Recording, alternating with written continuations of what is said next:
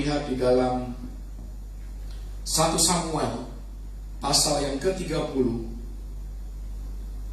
Anda yang akrab dengan kebenaran firman Tuhan, Anda tahu firman ini berbicara tentang kisah di Ziklag, di mana Daud dan keluarganya serta para pengikutnya mengalami hal yang membuat mereka remuk, hal yang membuat hati mereka, jiwa mereka hancur, sehingga mereka harus menangis sampai mereka tidak kuat lagi menangis. Untuk menghemat waktu, saya mengajak Anda melihat hanya beberapa ayat saja. Kita lihat ayat yang ke-6, 1 Samuel 30 ayat yang ke-6. Demikian firman Tuhan, dan Daud sangat terjepit karena rakyat mengatakan hendak melempari dia dengan batu. Seluruh rakyat itu telah pedih hati, masing-masing karena anaknya laki-laki dan perempuan. Tetapi Daud menguatkan kepercayaannya kepada Tuhan Allahnya. Ayat yang ke-8, kemudian bertanyalah Daud kepada Tuhan, katanya, haruskah aku mengejar gerombolan itu? Akan dapatkah mereka kususul? Dan ia berfirman kepadanya, kejarlah, sebab sesungguhnya engkau akan dapat menyusul mereka dan melepaskan para tawanan. Mari kita lompat ke ayat yang ke-18. Di sana dikatakan Daud melepaskan semua apa yang dirampas oleh orang Amalek itu. Juga kedua istrinya dapat dilepaskan Daud. Tidak ada yang hilang pada mereka, dari hal yang kecil sampai hal yang besar. Biar ini boleh menjadi perkataan iman kita hari-hari ini. Tidak ada yang hilang pada mereka, dari hal yang kecil sampai hal yang besar, sampai anak laki-laki dan anak perempuan, dan dari jarahan sampai segala sesuatu yang telah dirampas mereka. Semuanya itu dibawa Daud kembali. Daud mengambil segala kambing domba dan lembu, semuanya itu digiring mereka di hadapannya, serta berkata, inilah jarahan Daud. Hal yang luar biasa, karena kalau Anda melihat di dalam versi bahasa Inggris ayat yang ke-8, di sana dikatakan you will recover it all. You will recover all. Engkau akan dipulihkan di dalam segala hal, di dalam segala sesuatu. Dan yang luar biasa adalah sekalipun Tuhan berjanji bahwa Dia akan memulihkan Daud, all itu artinya apa yang tadinya dimiliki sekarang dipulihkan kembali karena sempat hilang. Tetapi yang luar biasa adalah ternyata Tuhan bukan saja mengembalikan apa yang hilang dari kehidupan Daud, tetapi Tuhan memberikan lebih.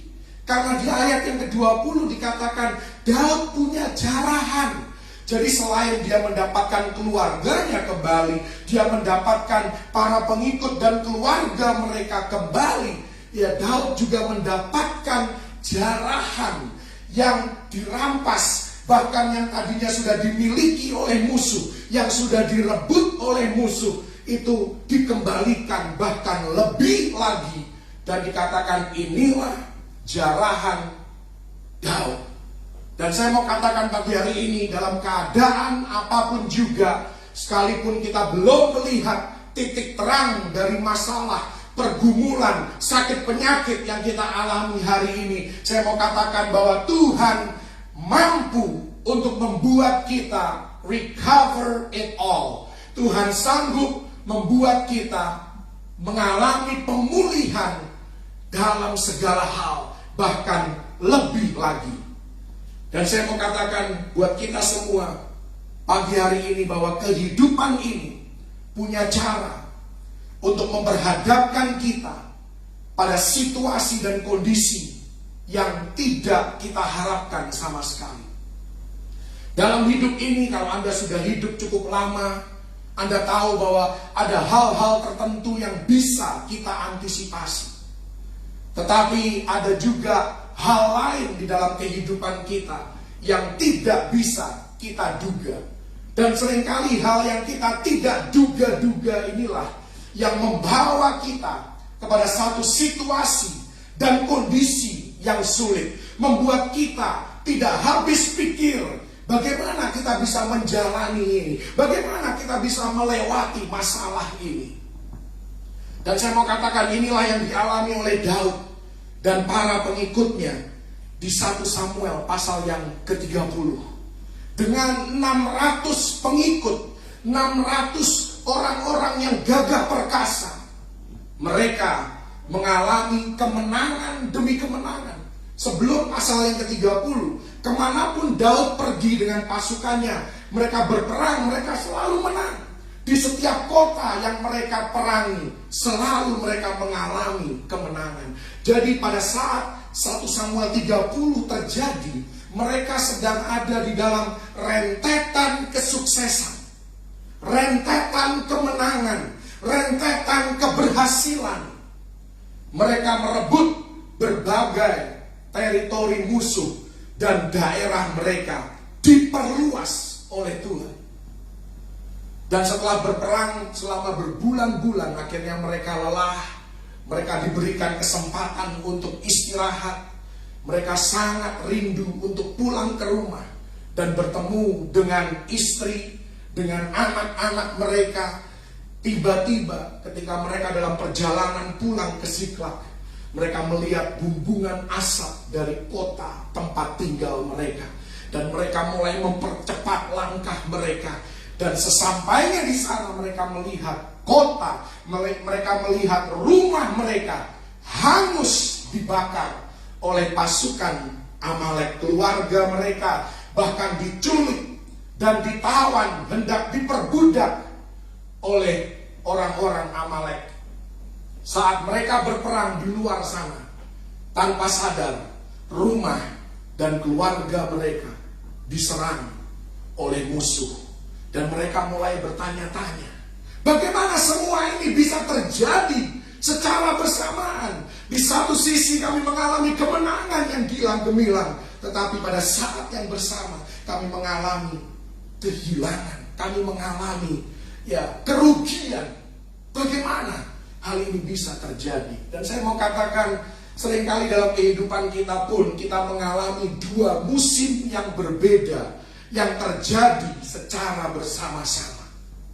Dua hal yang sangat bertentangan satu sama lain. Di satu sisi kita mengalami mujizat, kita mengalami pemeliharaan Tuhan, kita mengalami berkat Tuhan, kita mengalami kesuksesan. Tetapi di bidang lain dalam kehidupan kita, kita mengalami masalah, kita ada pergumulan, bahkan kita membuat kesalahan. Dan saya mau katakan, Ziklag adalah suatu kesalahan yang dibuat oleh Daud. Karena Daud memilih, karena dia lari dikejar-kejar oleh Saul, dan dia memilih untuk tinggal di tengah-tengah musuh Israel. Ini merupakan kesalahan dari Daud, dan kita bisa saja syukurin Daud, syukurin, engkau rasain, engkau sedang menuai apa yang kau tabur. Kita bisa bilang seperti itu kepada Daud. Memang Ziklag adalah kesalahan Daud. Tetapi hal ini seringkali terjadi dalam kehidupan kita. Kemenangan dan pergumulan terjadi secara bersama-sama. Seperti dalam rumah tangga Abraham dan Sarah. Ada Ismail yang adalah kesalahan Abraham. Tetapi pada saat yang bersamaan, di rumah yang sama, tumbuh dewasa yang namanya Ishak, yang adalah anak perjanjian. Inilah berkat yang dijanjikan oleh Tuhan. Jadi kesalahan dan berkat tinggal bersama-sama di dalam satu rumah. Inilah yang dialami oleh Daud.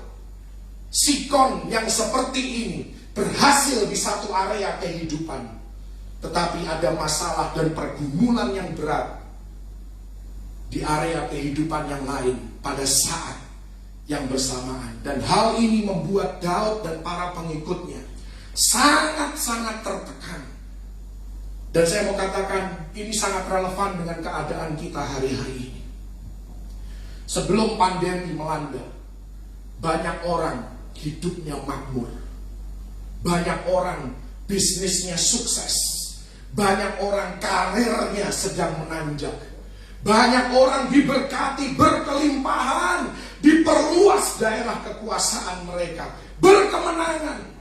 Lalu tiba-tiba terjadi sesuatu yang tidak pernah bisa diantisipasi, tidak diduga-duga terjadi. Terjadi pandemi COVID-19 yang tidak diantisipasi oleh siapapun juga. Apa yang terjadi selama masa pandemi?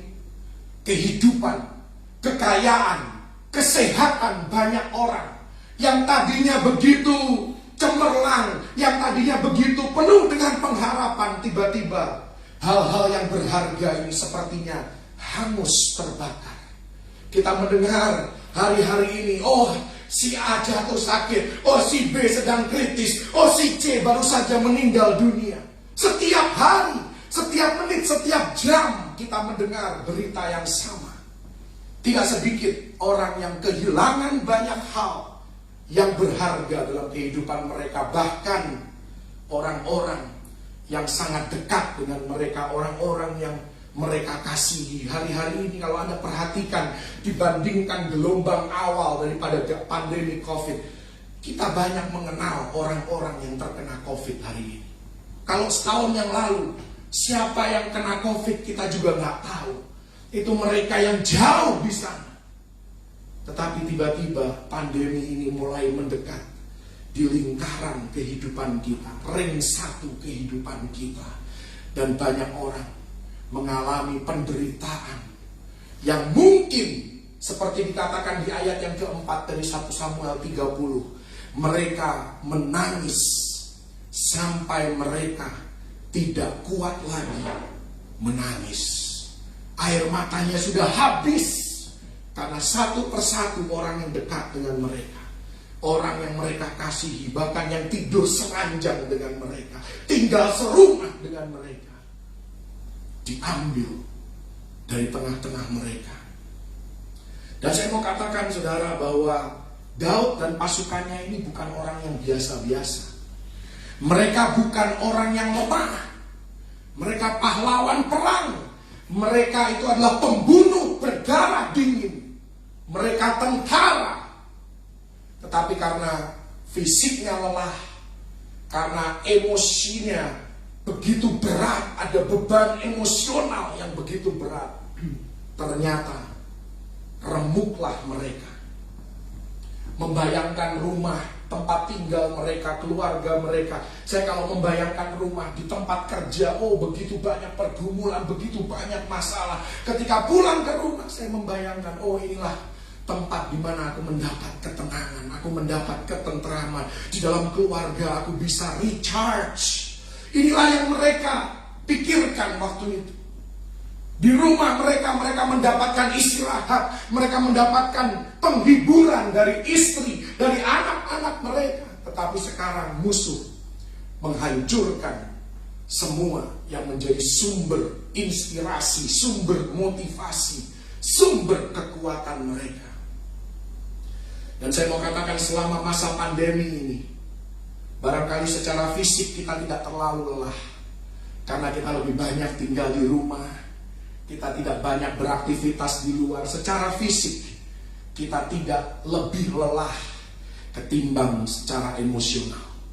Dan ini yang membuat kehidupan orang berat, karena beban emosional, masalah demi masalah, keuangan yang tidak menentu, mungkin job security yang mengalami ancaman PHK maupun pengurangan gaji dan lain sebagainya.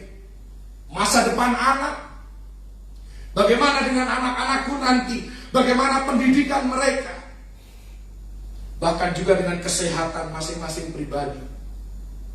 Semua mengalami ketidakmenentuan yang menjadikan beban emosional itu menjadi berat, karena banyak hal yang kita tidak bisa kendalikan. Yang saya mau Anda perhatikan adalah bagaimana Daud dan pasukannya meresponi keadaan yang suram ini. Yang mereka lakukan, Anda pikir mereka pahlawan perang, mereka pembunuh berdarah dingin, mereka akan kuat menghadapi tantangan seperti ini. Ternyata dikatakan di ayat yang keempat tadi bahwa mereka mengangkat suara. Bahasa Inggris dikatakan they lifted their voice and they wept. Bahasa Indonesia dikatakan mereka menangis dengan suara yang nyaring. Tapi bahasa Inggris memisahkan dua hal ini. Yang pertama, mereka mengangkat suara mereka, mungkin berteriak frustrasi, mungkin berteriak ya penuh dengan mau melepaskan, melampiaskan kemarahan dan kekecewaan mereka. Tapi kemudian diikuti dengan tangisan sampai mereka tidak kuat lagi menangis. Dan saya mau katakan, kita perlu berhati-hati menjadi orang Kristen. Ini warning buat kita, ini pelajaran buat kita orang Kristen. Karena banyak orang Kristen yang berpikir bahwa kekristenan itu identik dengan penyangkalan. Kamu baik-baik gak? Oh, aku baik-baik, aku luar biasa. Padahal nafasnya lagi sesak, keuangannya lagi terganggu. Oh, kemudian kita bilang, oh kan kita harus memperkatakan perkataan iman. Oh yes, tetapi saya mau katakan bahwa it's okay not to be okay.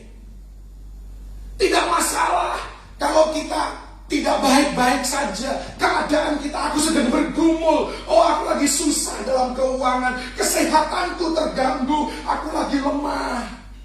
Nggak ada masalah. Karena sekuat-kuatnya Daud, sekuat-kuatnya tentara pembunuh berdarah dingin, pasukan Daud itu, mereka sempat mengalami remuk di dalam jiwa mereka. Dan mereka menangis. Jangan berpikir bahwa jadi orang Kristen tidak boleh terlihat lemah, harus kuat senantiasa. Alkitab mengajarkan berbeda. Saya suka sekali dengan ayat ini karena respon mereka menunjukkan bahwa Tuhan memahami air mata kita. Tuhan memahami segala kelemahan dan keterbatasan kita. Seringkali orang Kristen berkata, oh kamu ini kurang iman.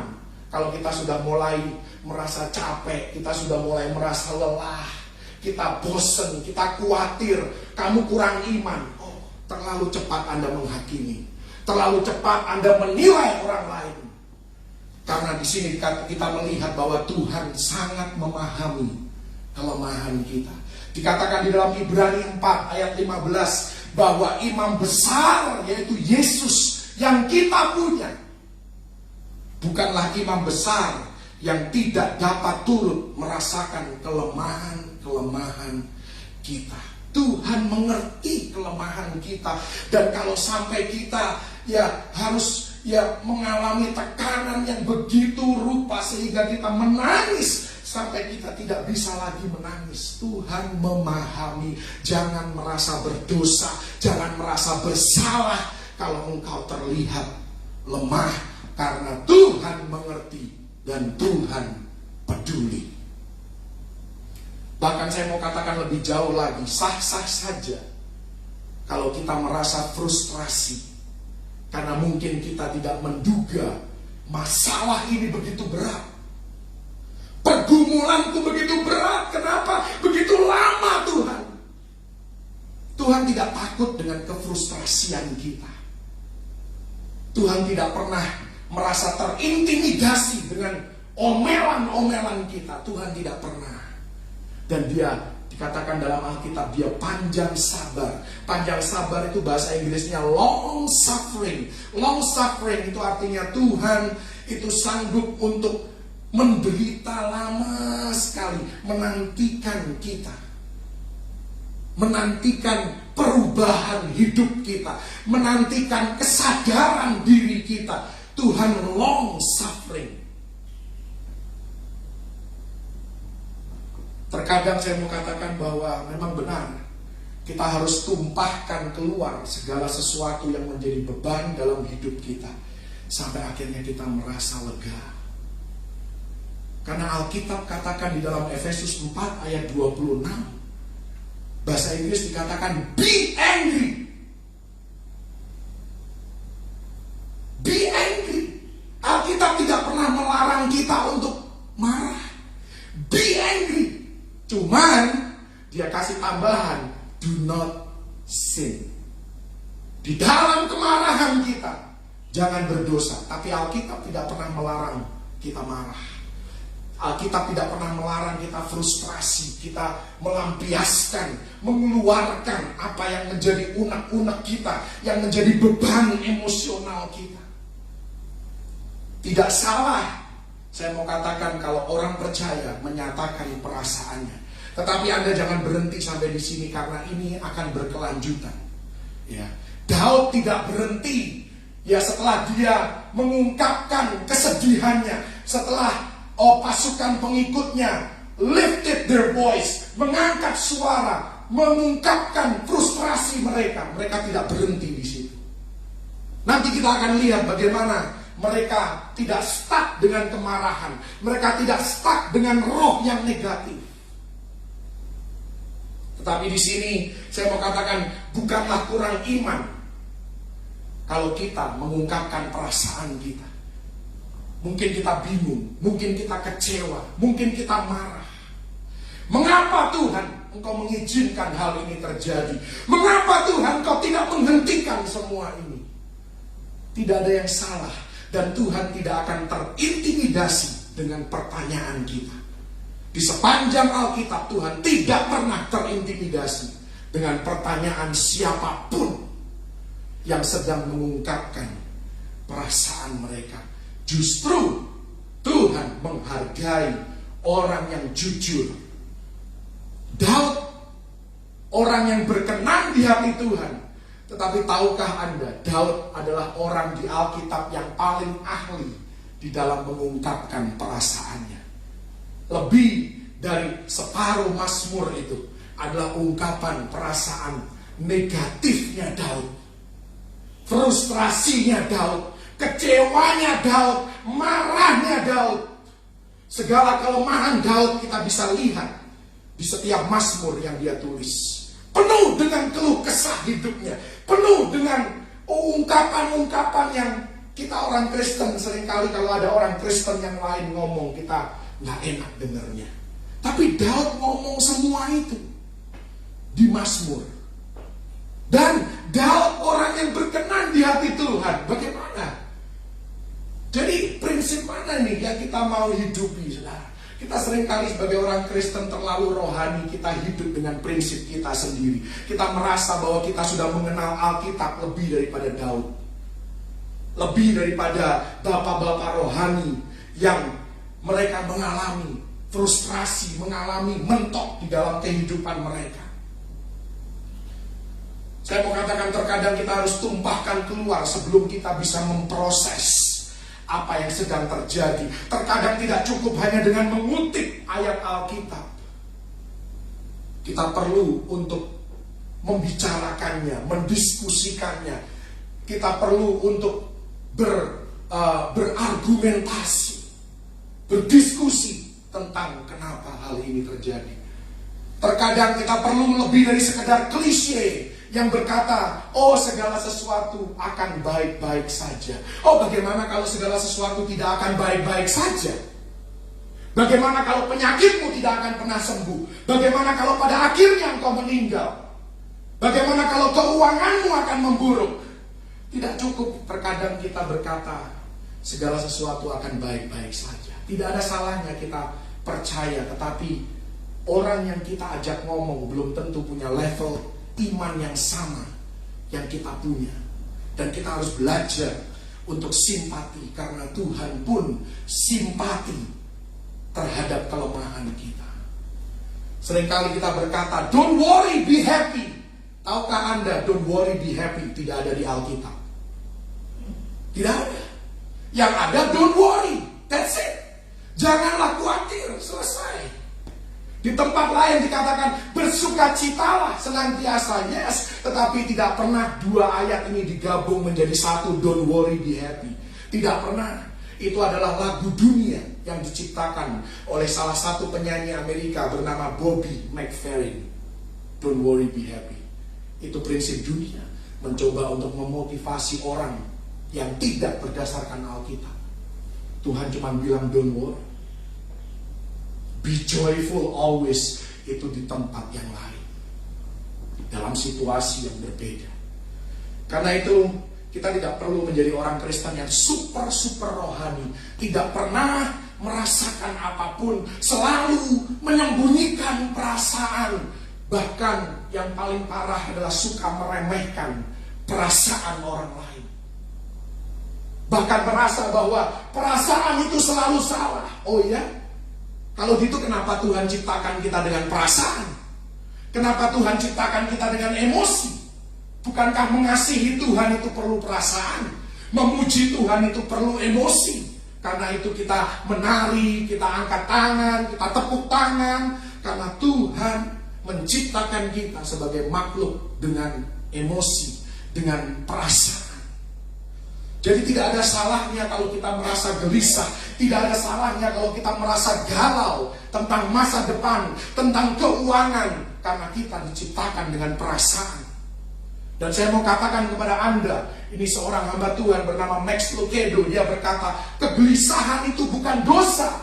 Kegelisahan itu hanyalah salah satu ungkapan emosi dan perasaan dalam diri manusia. Anda mungkin punya ketakutan, takut keluar rumah, takut keluar kota, takut pergi ke kantor. Itu saya alami, saudara. Apakah itu dosa? Oh, Tuhan memahami dan Tuhan simpati dengan segala kelemahan kita. Khawatir sakit, khawatir kehilangan kesehatan, khawatir kehilangan teman. Itu hal yang lumrah dan sangat-sangat manusiawi. Dan saya mau katakan sekali lagi, kita perlu untuk simpati terhadap orang seperti ini dan bukan malah menghakimi mereka. Hari-hari ini terlalu banyak orang yang mudah tersinggung. Di masa pandemi ini pun lebih banyak lagi orang yang mudah tersinggung. Ketika ada orang yang tidak mau dekat karena prokes, tersinggung. Ya, baru pulang dinas, naik pesawat terbang, ya kan, kita jauhin mereka, tersinggung. Dan saya mau katakan, saya mau tanya sama Anda, berapa banyak orang yang sok berani, tetapi pada akhirnya terinfeksi dan merugikan banyak orang. Oh, ada 1 atau 2 departemen di kantor saya, di mana saya bekerja. Mereka di depan bos, di depan manajemen, membanggakan diri. Kami tidak takut, Pak. Kami tetap dinas ke kebun. Kami akan tetap lakukan tugas kami. Kami akan tetap terbang ke daerah. Kami semua yang dibilang dalam tanda kutip takut, kami cuma ketawa-ketawa aja. Ini hebat nih orang. Hari ini entah berapa banyak orang yang sudah mati dari departemen itu. Usianya masih 30-an tahun, 40-an tahun, mati sudah. Kenapa? Pulang dari dinas, tiba-tiba demam, tiba-tiba sakit. Bahkan yang lebih parah lagi, mereka berangkat dari Jakarta, mereka sampai ke kebun.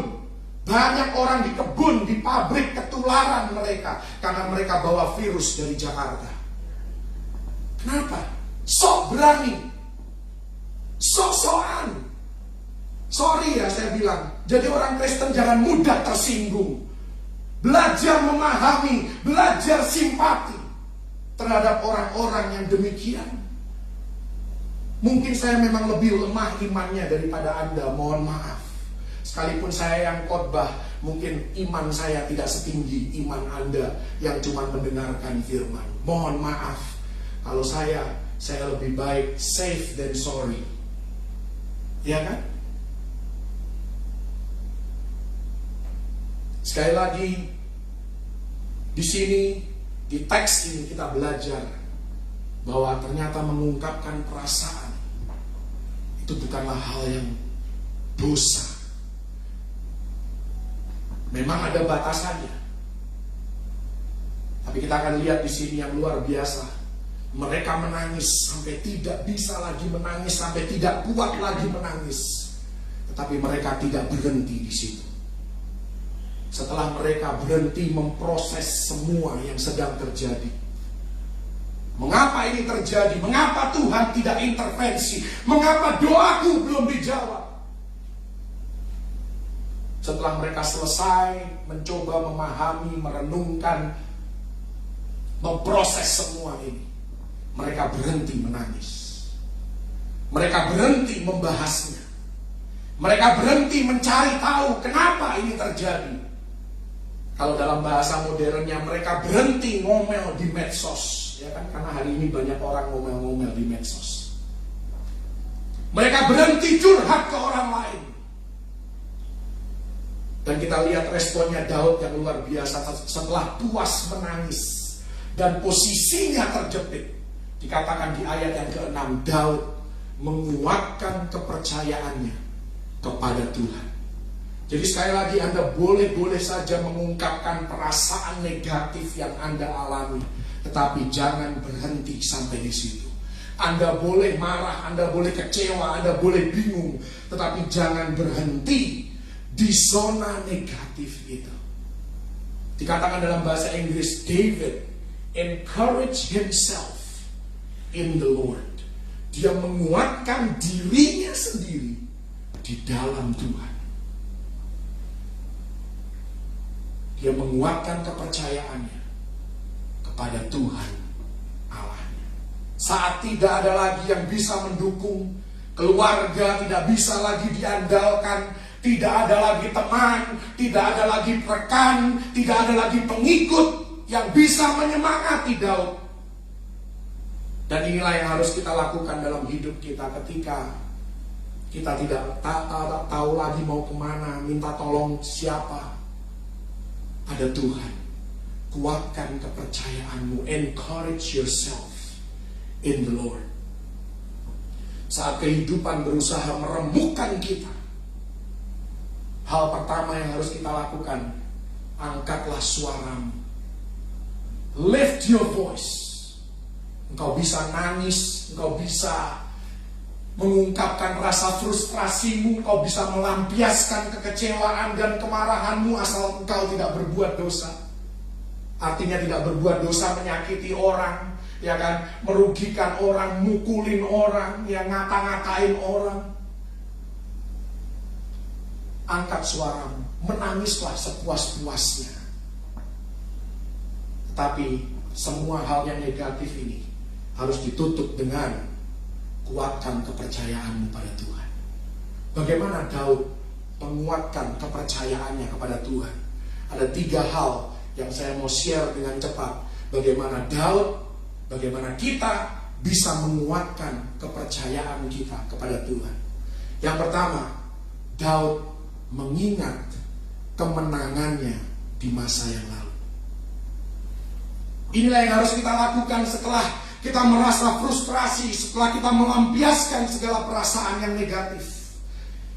Kita harus menguatkan kepercayaan kita dengan mengingat masa-masa kemenangan yang lalu. Daud kehilangan semuanya. Rumah, keluarga, harta, sahabat, pengikut. Bahkan pengikutnya mau merajam dia. Dia hilang semua. Tetapi Daud menguatkan dirinya bukan pada hal-hal materi, bukan pada manusia, tapi kepada Tuhan sendiri.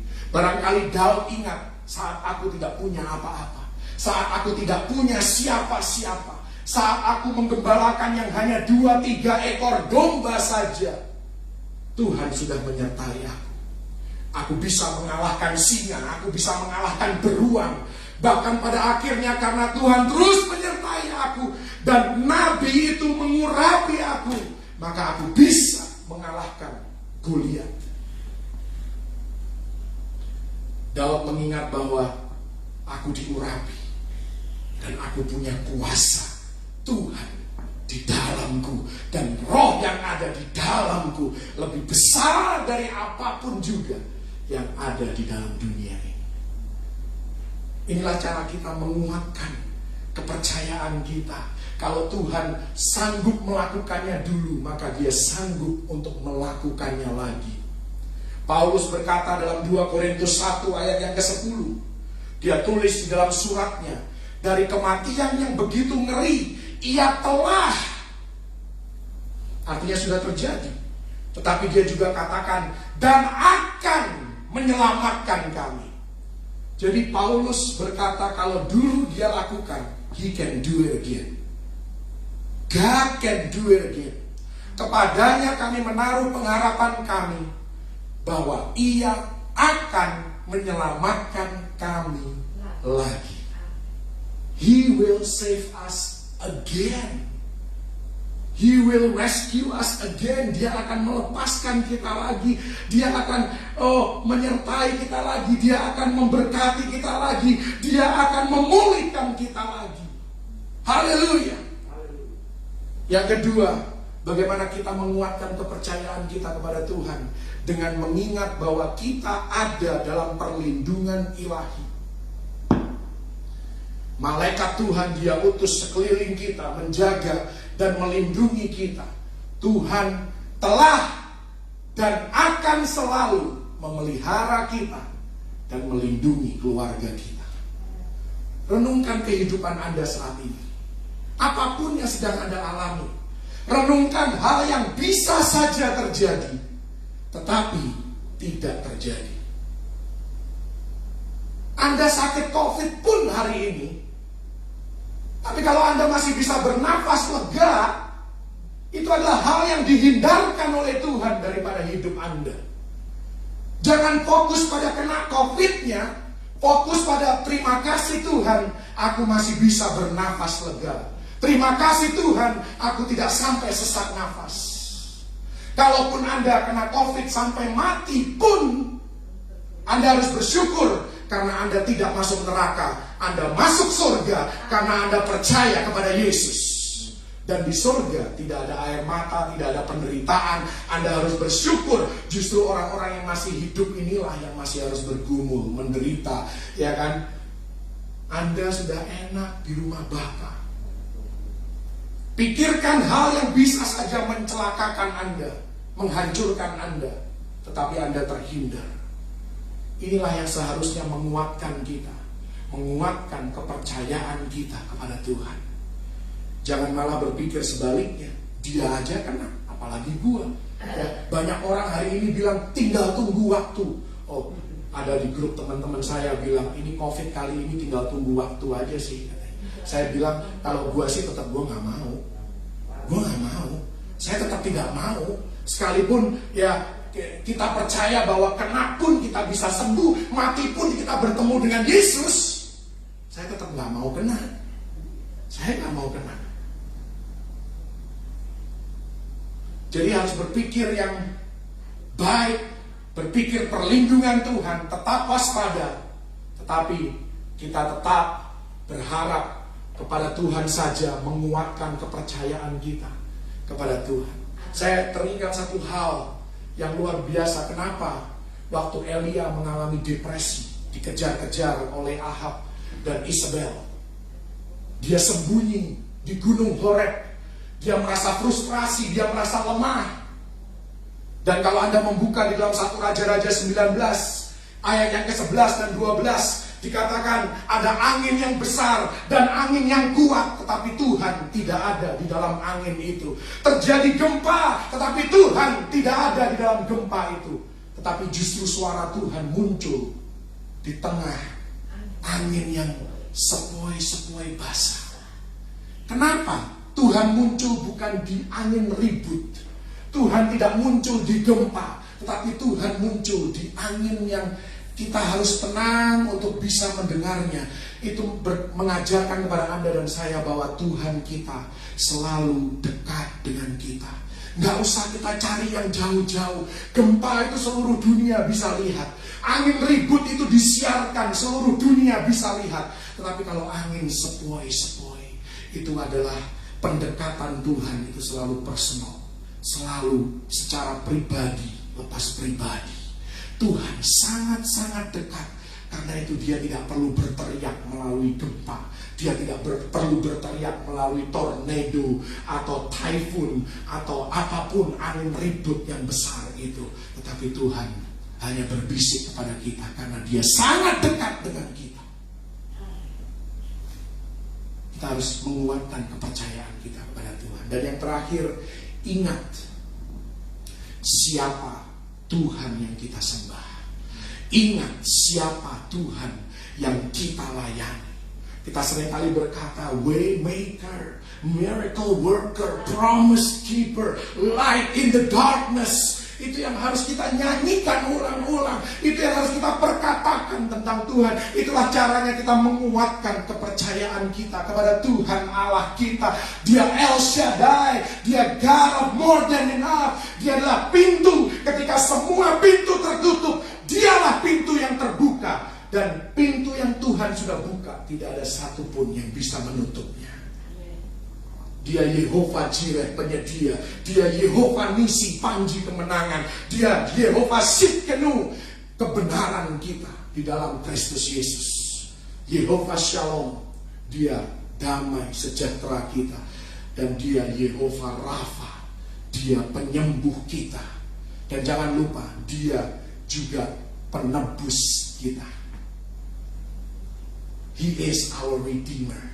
Apapun yang hilang, Dia sanggup untuk memulihkan. Karena Tuhan kita adalah Tuhan pemulih. Anda tahu, sekalipun kesehatan Anda pernah dicuri oleh COVID, Anda sembuh dari COVID, Anda menjadi imun. Itu ekstranya Tuhan itu. Itu ekstra dari pemulihan daripada Tuhan. Tuhan kasih imun kepada Anda. Tuhan kasih kepada Anda ketahanan tubuh yang lebih daripada orang-orang yang belum pernah kena COVID. Karena Tuhan kita adalah Tuhan penebus. Saya akan tutup dengan satu ayat yang sangat-sangat luar biasa. Anda perlu perhatikan ayat ini.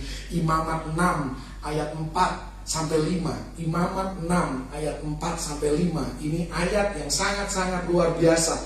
Anda harus tahu tentang Allah penebus, tentang Tuhan the restorer of all things, God of restoration. Di sini dikatakan, apabila dengan demikian ia berbuat dosa dan bersalah, maka haruslah ia memulangkan barang yang telah dirampasnya, atau yang telah diperasnya, atau yang telah dipercayakan kepadanya, atau barang hilang yang ditemuinya. Ini kesalahan. Ini bicara kesalahan, ini bicara dosa. Keadaan yang kita alami bisa saja karena kesalahan, bisa karena dosa kita. Kita mengalami konsekuensi daripada dosa kita. Tetapi lihat janji Tuhan, ketika kita hidup di dalam Kristus, kita bertobat, kita berpaling kepadanya. Ayat yang kelima, perhatikan. Atau segala sesuatu yang dimungkirinya dengan bersumpah dusta, haruslah ia membayar gantinya sepenuhnya dengan menambah 1/5. Artinya, kalau kesehatan Anda pernah dicuri oleh iblis, kekayaan dan harta Anda pernah dicuri oleh iblis, kalau Anda adalah anak Yesus, kalau Anda hidup dan tinggal di dalam Kristus, maka musuh kita, iblis, dunia ini harus mengembalikan kepada kita. Yesus akan mengembalikan kepada kita 120% dari apa yang kita hilang. Amin. Ini maksudnya, karena semua yang diambil harus dibalikin kepada pemiliknya. Kita pemiliknya. Tuhan mempercayakan itu kepada kita sebagai pengelolanya untuk memilikinya selama kita hidup di muka bumi ini. Dan dikatakan di sana harus ditambah 1/5. Jadi apa yang hilang dari hidup kita. Itulah kenapa orang yang COVID ditambah imunnya. Dia menjadi imun, kesehatannya lebih prima daripada orang yang belum terkena COVID. Karena Tuhan memulihkan 120% dari apa yang pernah hilang dari hidupnya. Haleluya. Sekalipun itu karena dosa, sekalipun itu karena kesalahan. Ziklag kesalahan Daud, Tuhan pulihkan Daud. Bahkan dia kasih ekstra harta kekayaan. Abraham masuk ke Mesir, dan itu adalah kesalahan dia, karena dia tidak sensitif mendengar suara Tuhan. Tetapi keluar dari Mesir, ketika dia diusir oleh Fir'aun, dia keluar dari Mesir lebih kaya daripada waktu dia masuk ke Mesir. Bangsa Israel ketika keluar dari perbudakan Mesir, dikatakan dalam Keluaran 12 ayat 36 bahwa orang-orang Mesir, para tetangga mereka, menjadi murah hati kepada mereka dan memberikan kepada mereka emas, perak, dan hal-hal berharga lainnya. Inilah upah mereka atas perbudakan, atas kerja rodi mereka selama 430 tahun. God is the God of restoration. Tuhan adalah Tuhan pemulih segala sesuatu di dalam kehidupan kita. Karena itu apapun yang kau alami, kalaupun itu karena dosa Anda, karena kesalahan Anda, mari berpaling kepada Dia.